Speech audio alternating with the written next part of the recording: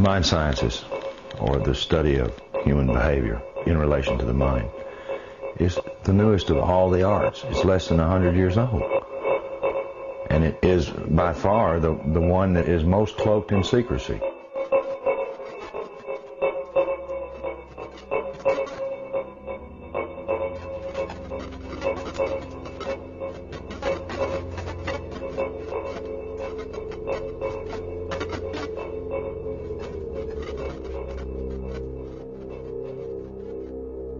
The origins of psychological warfare were in Nazi Germany, and in the Nazi ideology they had something that was called Weltanschauungskrieg, which means worldview warfare.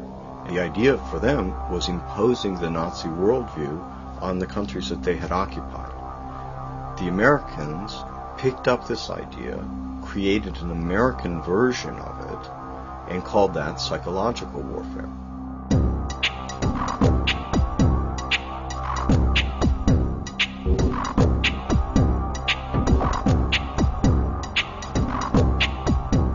In trying to understand psychological warfare and in trying to understand the American approach to the post-war efforts to control people's minds, both as individuals and on a mass scale, there's a lot of illusions about how that was done.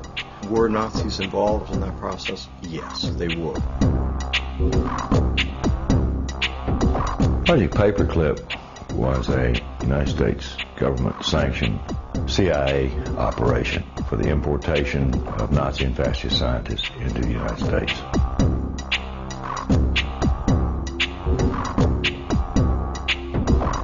Their statement was simply this: if we don't bring these people into this country and contain them, then our enemies, the Soviet Union, will get them.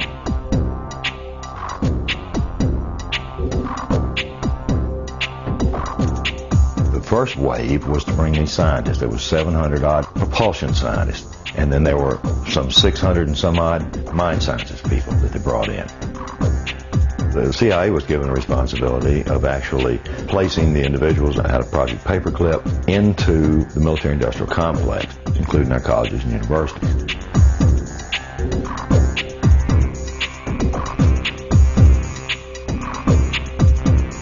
Mind control was a psychological warfare weapon that Adolf Hitler regarded as the answer for taking over the entire planet.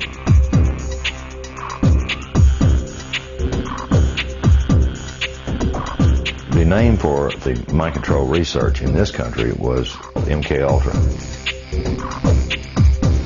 MK Ultra was one program of a series of programs that came out of the CIA to experiment with different types of mind control, using drugs, using electroshock, using insulin shock, and other techniques.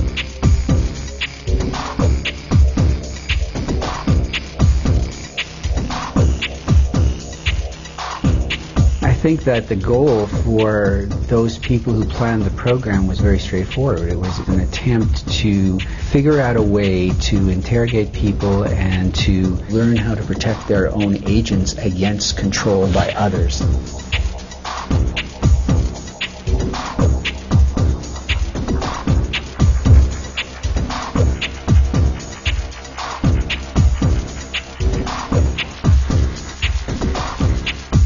If you put someone in a position of being disabled by not feeding them or not allowing them to sleep or overwhelming them with sound, if you use massive shock treatment and you give people massive doses of drugs such as PCP or mescaline or amphetamines or LSD, and if you put them in periods of darkness where they can't predict from one minute to another what is going to happen next, so they're always dreading, there's no consistency to sort of what's going to happen, anybody can be put in a position of being open to brainwashing.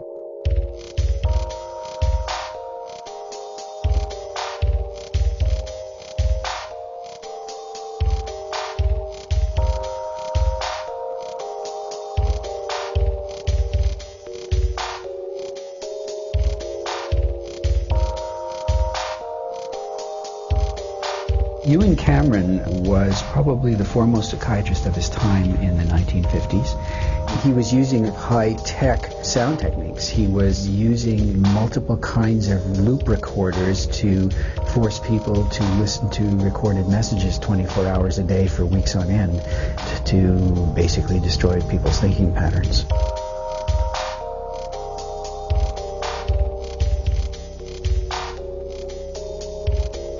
He injected the lysergic acid into the vein, and he patted me on the shoulder and said, "Now there, lassie, we'll see you later."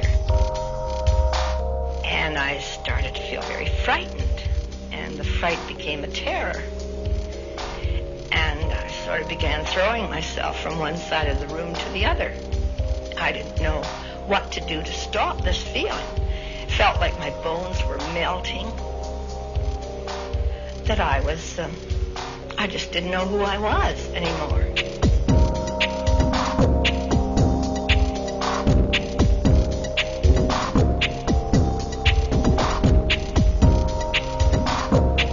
This is not just break-ins at people's homes. It's not just invasions of privacy by illegal wiretapping. This is an invasion of a person's mind.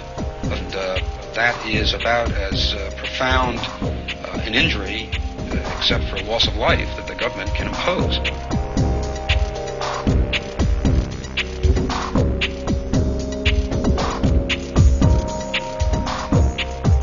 This was a post-Nazi program, if you will. It was an Americanization. I've often made the statement, and I still make it flippantly, the Nazis didn't lose the war. They just had to move. Now it's 50 years later. Now they're much more clever, much more sophisticated. They have a lot more money to spend.